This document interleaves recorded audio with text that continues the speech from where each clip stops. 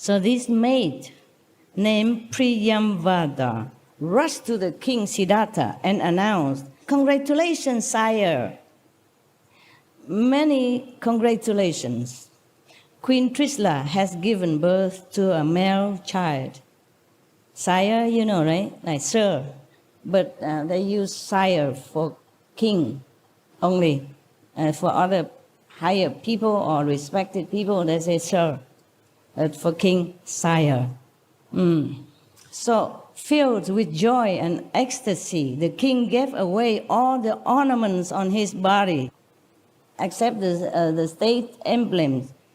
He gave everything that on his body at that time to the maid Priyamvada. He was too happy, too joyful, because he already heard so much about his son before the birth. Yeah, it's a great son is coming even, and to have a son to continue his reign, that is auspicious enough already. Not to talk about such a divine, great, and auspicious son as that. So he was overjoyed, and he took everything from his, except the one that represents the state and the kingship. He gave everything to the maid. He was too happy. Normally, a king doesn't do that. And you know, it must be very, very precious thing that he has given to this maid.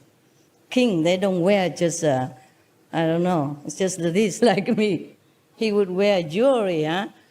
Diamond and rubies and lapis lazulis, whatever, you know, the best in the kingdom, and the best and the biggest and the most flawless jewelry that he would wear on his body as a symbol of authority and wealth.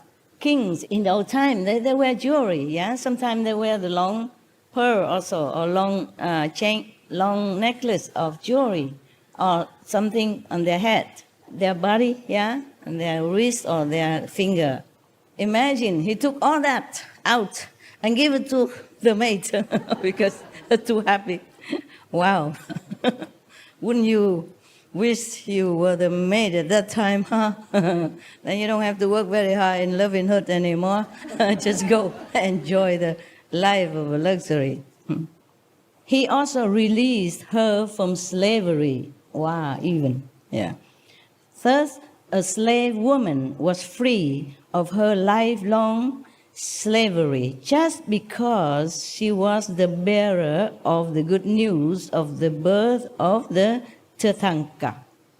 She just came and tell the news, that's it, and she became free of her slavery and got so much jewelry from the king. She could live the whole life long with her family without doing anything anymore because of these precious jewelry that the king gave.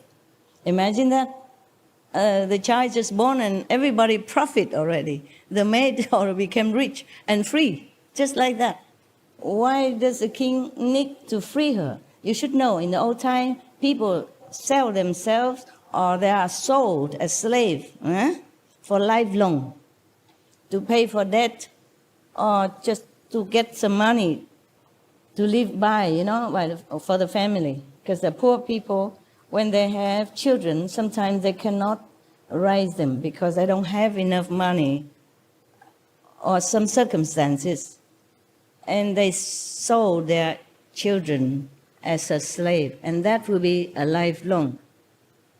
You will never be free from slavery. Or maybe if you have a lot of money or somebody bought you out, then possible, yes.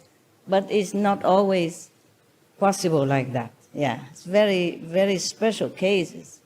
And even if you have money, you want to buy the slave free, not necessarily the owner, so-called owner, would sell it because he or she might like the maid so much or the slave so much, they don't want to sell. And they have money. Why they bother to sell? They don't need money. And they like the maids, they like the slaves, so they won't sell even. Talking about old time, in America, a few hundred years ago, 200 some years ago, still have this kind of trade, you know, of slavery. Nowadays, we don't have that. Maybe in some areas still have.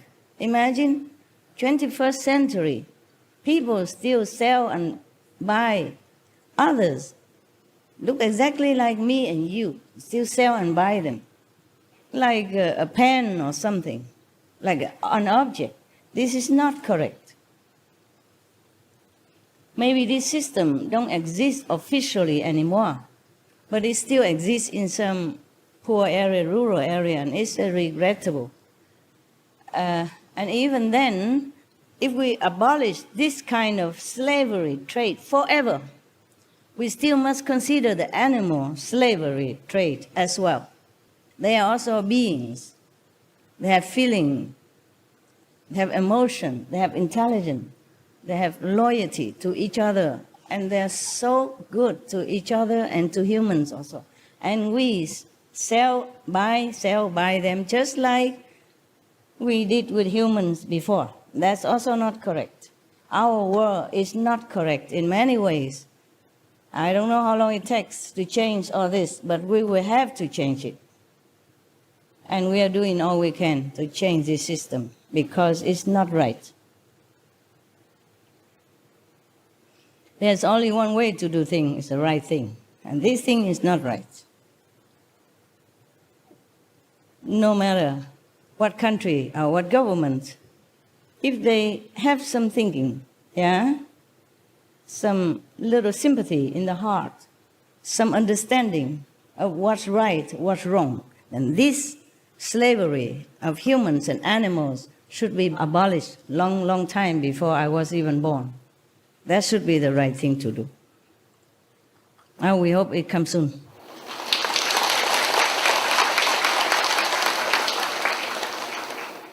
Now, the prince was born. So of course they're going to celebrate, And they're going to describe to us the celebrations of this great being called Mahavira. King Siddhartha called his prime minister and ordered thus, tell the officer in charge of celebrations to organize unique and special birth celebrations. After the king's order, all the highways, roads, and lanes in the town of Kastriyakund were cleared. Perfumed water was sprayed, and bunting, garlands, and leaves were lavishly put everywhere. Sweets and gifts were distributed. People danced with joy. The whole town echoed with felicitous songs and music. Big celebration. Maharaji Siddhartha had an inspiration. He called the prime minister and said to him, "The celebrations of childbirth in the royal family are part of the tradition. However, on this particular occasion, I want something new, something unique." So the minister humbly submitted, "Sire, express your wish and it will be carried out like your order." King Siddhartha said, "Today announce a general amnesty. Free all the prisoners, write off all the debts, distribute money to the needy, allow 50% subsidy on all purchases from all traders, open centers for distribution of food and clothes to the poor, old and invalid, and liberate old and sick slaves as well. Thus, let the town folk join the celebrations free from misery, hunger, and bondage." Wow, this is a great pardon from the king. Really great amnesty. So the order of King Siddhartha was carried out, of course, Who dare not, Chop chop. The celebrations continued for 10 days with unprecedented enthusiasm. People held the occasion and muttered, "Some divine great soul must have descended on earth to liberate the world from pain and misery." They're talking between each other. Must be something like that. Otherwise, how can it be such a great magnanimity and liberation and generosity and all this? When the name-giving ceremonies approached, King Siddhartha said to Devi Trisla, Devi, there has been a continued increase in our wealth, power, and happiness. As such, I think we should name the child as Vatman. Vatman means ever increasing, always progress, improved. Queen Trisla consented with joy. Oh, Maharaj, you are absolutely correct. Good wife, good wife. This child is certainly going to accelerate our all-around development. Yes. Both of them very happy. So, on the 12th day after the birth of the child, King Siddhartha organized a great feast again and invited all his relatives and friends. After meals and other state courtesies, King Siddhartha addressed the guests. Since the day this child was conceived, our family has been blessed with increasing goodwill, respect, wealth, and mutual affection. Cash, gold, and gems have increased in our treasury.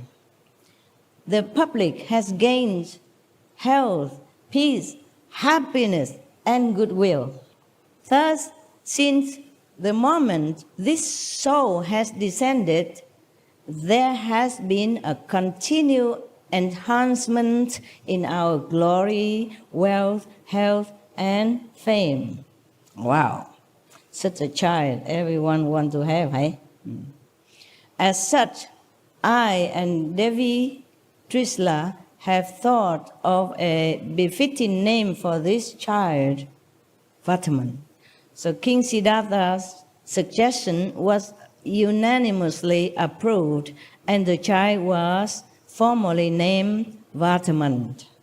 Now they are telling the story about his early life. Okay.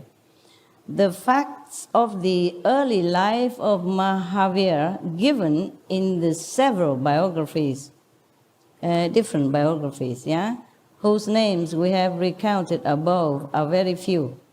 Indeed. The later accounts have connected him with certain anecdotes, myths, and miracles, but they appear to have been alienated from the other traditional sources and cannot, therefore, be justifiably recounted as the facts of Mahavira's life.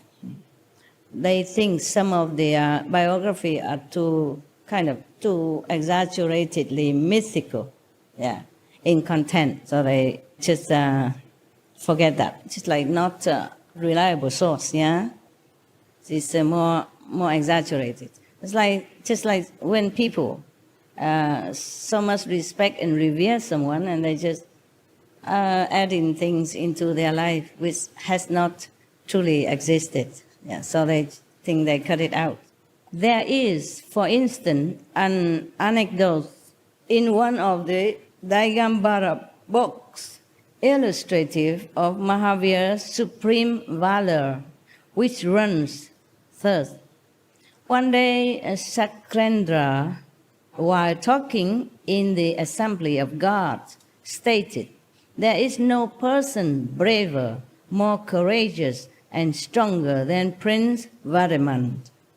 The king of the gods in heaven, supposed to say to some subordinate gods like that.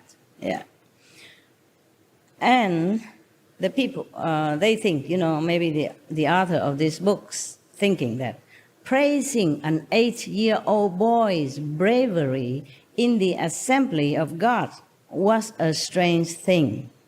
A skeptic god jokingly said that Sakrendra was exaggerating, and he proceeded to test Prince Vadaman. Oh, here come. here come. Here come the test. It is possible that the king of God truly was praising the Prince Vardhaman. And why not? Just like the Buddha, when he was born, he was only little, but all the gods and the angels and the other saints already surrounding him, bless him and love him. And why not? The god Chakra is supposed to know him, yeah? Because he was the one who took Vardhaman Prince all the way to Mount Meru to bless him and bathe him. If such a incredible person or being going to be a great saint and save beings on this planet and even save beings in heavens as well, then of course the kings of God would know, even before the birth of the child already. And that's why when the child was born, he was present and took the child up to the Mount Meru to bath in the purest water of the mountain and bless him already. How could he not praise him? In the form of a child, inside already there are godliness, already saintliness, yeah, already compassion, mercy, and love. So the God should know, yeah. And if he praised the 8 years old kid in the God assembly, I don't think anything wrong about that. I don't think there's nothing rare about that or unbelievable about that. Do you? No. You think it's strange? No, of course not. Of course not. In the Buddhist Sutra, I think Lotus Sutra, it's recounted that 8 years old dragon daughter, yeah, has already become enlightened. 8 years old only, yeah, so why not? The Buddha also know about that. And also praise her or tell in front of one of his disciples, I forgot, long time. I read this maybe 40 years ago. Huh? So these things are nothing really very extraordinary. Huh? In the kingdom of gods or the Buddhas or the saints, these things are normal. Only for the mortal people, they don't understand. They think, oh, this is not possible. So they doubt the event in heaven, whether or not it really took place. I think it could have taken place. And this is nothing strange. And if it's written here, or in other biography, that means maybe one person, very highly spiritual, developed, it could have gone and have access to heaven and probably heard about that or see that. Just like Buddha's disciple or Jesus' disciple or any saint's disciple, they have access to heaven. And they can hear discourses or discussion from different gods in heaven. So they came back and they wrote it down. So it's nothing really strange. Many of the Buddha disciples also went to many different heavens to listen to Buddha discourses up there. Like when Buddha went to Tusita heaven to give a lecture on behalf of his mother. Somebody came back and recounted. So it's nothing strange about that. But I guess this is a biography of a great master who has been long gone. Huh? So the people who wrote this or who translated or who maybe gather informations about the great master, past master, probably not be able to capiche that. Okay? But you capiche, no? Yes. I hope. No need to even say like the God or the kings of gods even. When I was 8 years old, I picked up one of the book or something, a prediction that one child is born in Asia. Right now, that child is about 8 years old, and she or he going to be very great in the world. No need to be the God to even predict that. They even see it everywhere. There are some seers, great seers, great clairvoyant who has ability to see things that other people don't see. And no need to talk about a great master. in India or anywhere, there always have been, and there always exists some great seers and great clairvoyants all time. Nowadays, even in Tibet, for example, before the 14th Dalai Lama was born, the great seers, the monks, the elder, the senior monks, who can see things, who know things, who are trusted, with inner knowledge as well. They went everywhere to look for the child who is supposed to be the reincarnation of the Dalai Lama, the next Dalai Lama, which is the 14th Dalai Lama right now. And it's not the first time they do that. They always look for the Dalai Lama reincarnation, different succession. They always did that. And the 14th Dalai Lama also into the same category, that they also went everywhere to look for the child. After the Dalai Lama, the past Dalai Lama died, then they will start looking already. If the soul of that Dalai Lama has reincarnated somewhere, and they find him, they will always find him and install him back in the throne as the next Dalai Lama. So there's nothing mysterious about whether or not the God, the King of God in heaven, has praised Prince Vartman when he was only 8 years old. I think it's very, very possible that this is really a true story. I mean, why would people say such thing when it's not true?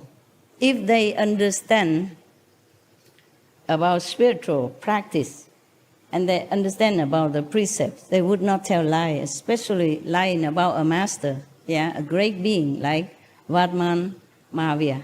I think. Me think. Okay. Thank you. You are disciples, so all of you always agree to everything I said. This is good. Make me feel supported. But it's logical, right? Yeah, citing so many examples, then you would know that. This is a continued story that some of the people doubt whether or not it's true. So this is a continuing of that story.